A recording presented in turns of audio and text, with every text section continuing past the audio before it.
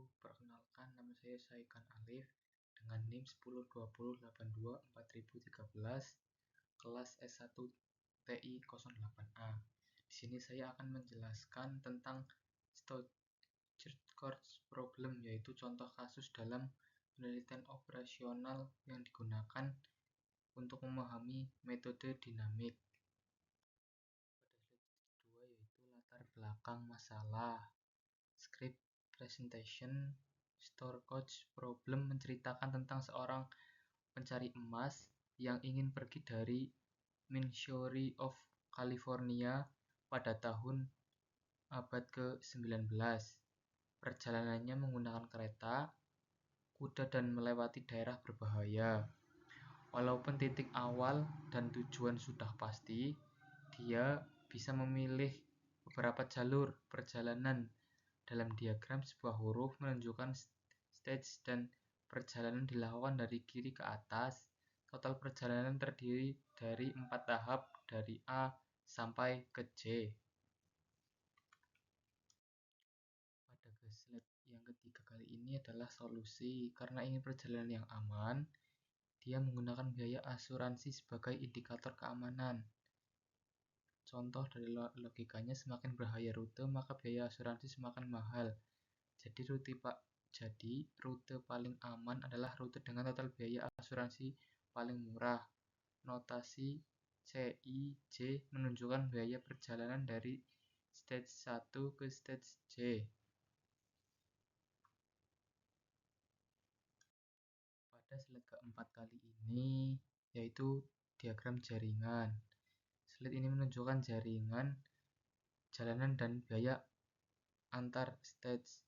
Diagram digunakan untuk melihat semua kemungkinan rute dari A sampai J beserta biayanya. Nah, di sini kita dapat melihat beberapa jalur dari A sampai dengan J dengan biaya yang beragam dan bervariasi. Selanjutnya pada slide kelima yaitu solving the problem.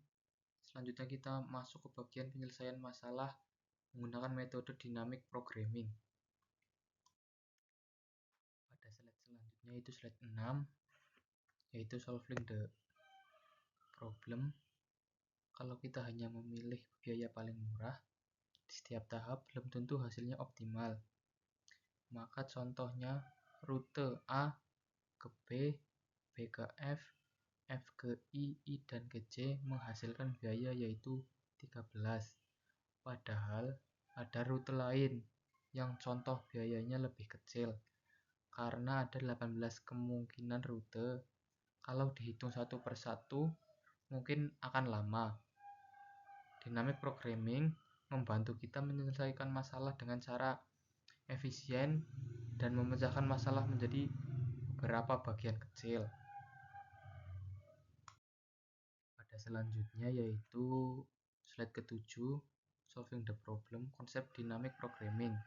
Dynamic programming dimulai dari masalah paling kecil, yaitu tahap terakhir. Kalau tinggal satu tahap lagi, maka langsung menuju tujuan akhir yaitu J. Kemudian perhitungan dilakukan mundur ke tahap sebelumnya sampai ke awal. Pada slide ke-7 kali ini yaitu formasi model. Kita definisikan Xn, N sama dengan 1, 2, 3, dan 4 adalah tujuan pada tahap ke N.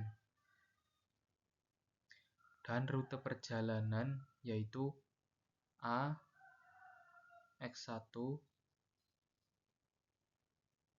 ke X2 ke X3 ke X4 lalu ke J. Untuk Fn, S, Xn adalah total biaya minimum dari stage sekarang sampai tujuan. Tujuan kita adalah mencapai biaya minimum dari A menuju ke J. Pada slide selanjutnya yaitu slide 9, tujuan perhitungan formulation. Karena J adalah tujuan akhir, maka biaya setelah sampai J adalah 0. Tujuan utama kita adalah mencari biaya minimum dari A.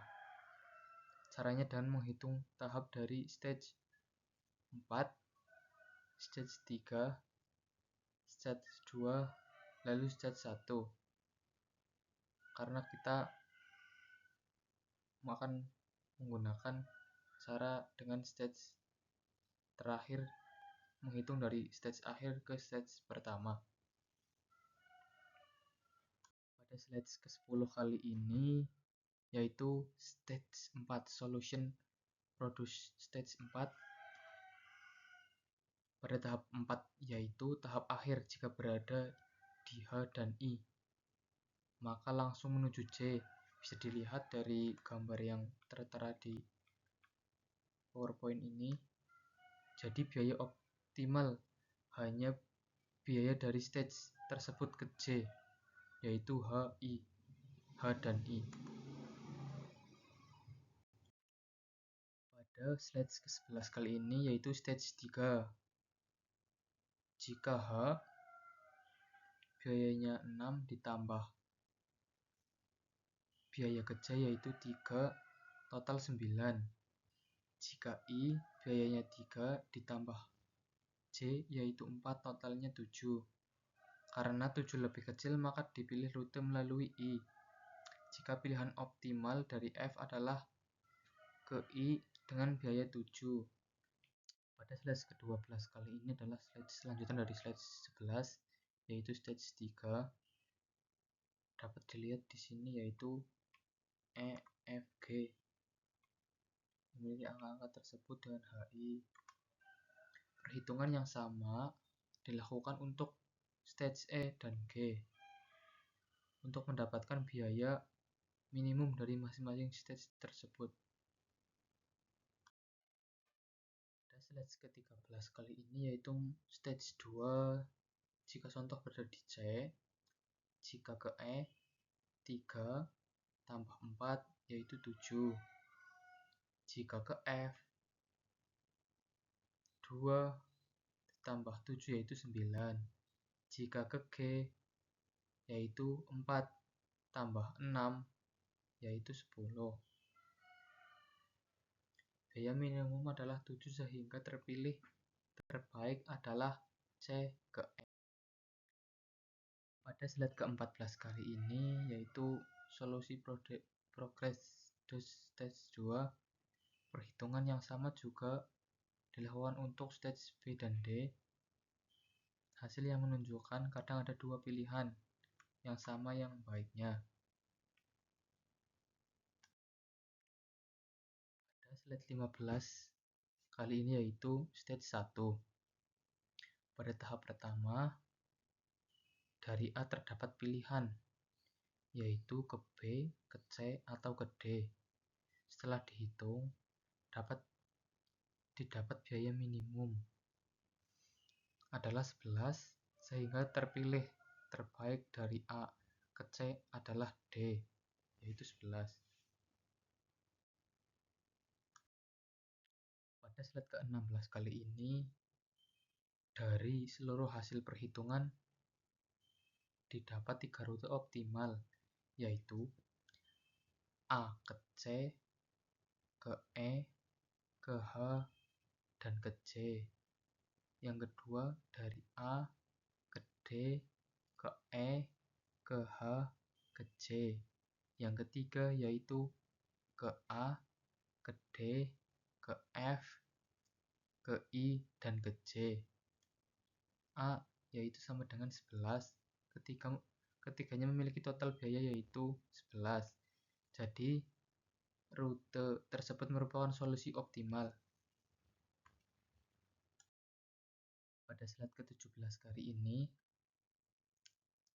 solution. Jadi solusi utama dari Steinhaus program adalah memiliki rute dengan total biaya minimum yaitu 11 menggunakan metode dynamic programming. Demikian penjelasan dari saya tentang Steinhaus problem. Mohon maaf apabila ada kata-kata yang kurang pas, ada kesalahan, mohon dimaafkan. Terima kasih. Wassalamualaikum warahmatullahi wabarakatuh.